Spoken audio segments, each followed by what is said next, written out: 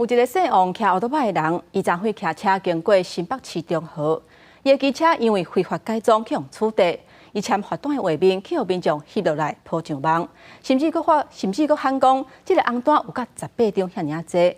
不过警方伫事后解说讲，敢若是开4张尔，因为是一色3连单，所以看了较济。不过要是提醒民众，车是唔通乌白改装，亲像甲目镜领拆掉、甲眼镜改掉，这拢是违法的。 刚刚一定是跑个警察队啊！我警察不会这样开的。这太夸张了啦！靠伫个机车顶悬，十多人手无停过，罚张长落落为车身一路到涂骹，签名签甲手真酸。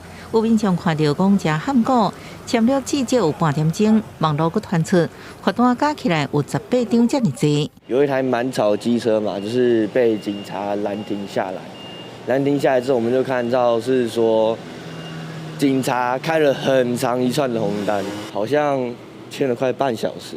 开单时是合法的嘛，但是你好像有点过度执法了啦，怎么可以开到20-30张那种感觉？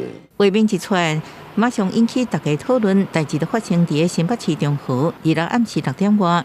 21岁姓王的技师经过成功路，机车无后视镜被砸落来，环境出地佫发现无设防烫挂、引进进气改装甲变更车身的缩水，真侪违规改装。依道路交通管理处罚条例，其实是开4张罚单。王姓男子表示，该车为有人所有，另行将举发通知单邮寄送达车主。 因为改装被罚一捆头，接4张的红单，暗过也真少看到，相当是罚15000，暗过只有4张，哪会这么长呢？警方解释，寄发通知单一份有3张，分别由分局监理单位甲违规者留咧。常常看到的改装处地，亲像车顶排气系统甲档案传动拢被点名，唔通为了欠别人的眼光，凊彩非法改车。